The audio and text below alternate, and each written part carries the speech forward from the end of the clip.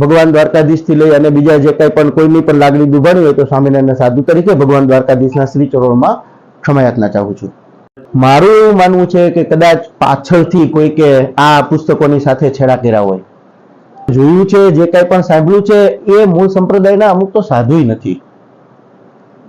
તો હેલો મિત્રો, જય દ્વારકાધીશ અને જય શ્રી રામ.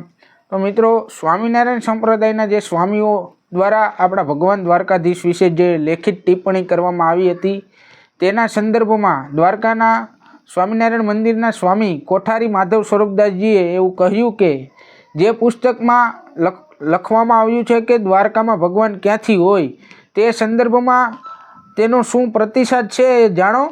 પુસ્તકમાં એમ કહ્યું છે કે ગોપાળાનંદ સ્વામીએ આ લખ્યું છે વાર્તા 33, પણ આ ગોપાળાનંદ સ્વામીએ નથી લખ્યું અને આ કોઈ બીજા અન્ય વ્યક્તિએ લખ્યું, કારણ કે ગોપાળાનંદ સ્વામી થઈ ગયા અને 200 વર્ષ થયા અને વાર્તા લખાય એને 150 થી 160 વર્ષ જેવો સમય થયો છે. એટલે આ સ્વામીનું એવું કહેવું છે કે આમાં જાતે જ કોઈ છેડખાની કરીને પોતાની રીતે લખેલું છે એવો દાવો કરી રહ્યા છે.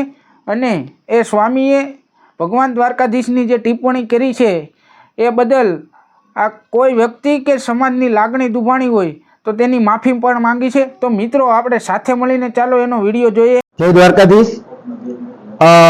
હમણાં ઘણા સમયથી જે વિવાદ ચાલે છે ભગવાન દ્વારકાધીશ વિશેની જે ક્લિપો બાબતનો જે વિવાદ ચાલે છે, બુગડીઓ વિશેની વાત કરી અને જે વિવાદ ચાલે છે, તો મારા જાણ પ્રમાણે અમારા સંપ્રદાયની અંદર મૂળ સંપ્રદાયમાં એક મિટિંગનું આયોજન થયું છે.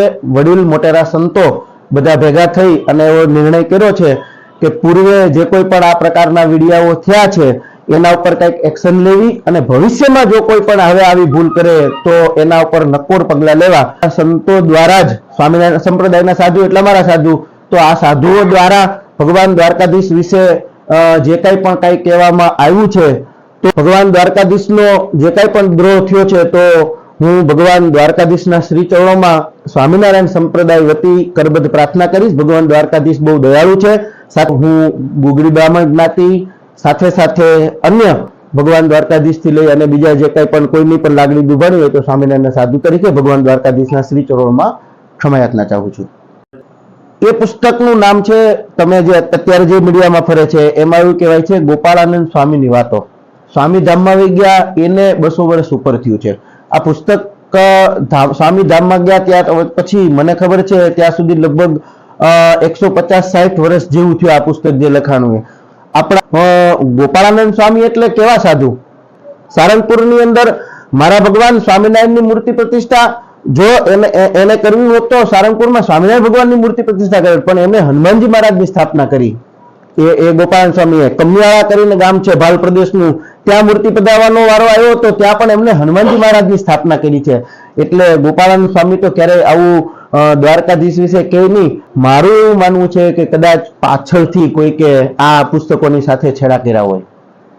આપે જે પ્રશ્ન કર્યો છે પ્રશ્ન બહુ મોટો છે અને એના માટે થઈને તો હું બહુ એક નાનો સાધુ છું, પણ હું ચોક્કસપણે અમારા સંપ્રદાયના વડીલ સંતોને, સંપ્રદાયના આચાર્ય મહારાજશ્રીઓને હું કરબદ્ધ પ્રાર્થના કરીશ કે મૂળ સંપ્રદાયની અંદર જો કોઈ પણ સાધુ, આમાં તમે જે કંઈ પણ જોયું છે, જે કંઈ પણ સાંભળ્યું છે એ મૂળ સંપ્રદાયના અમુક તો સાધુય નથી.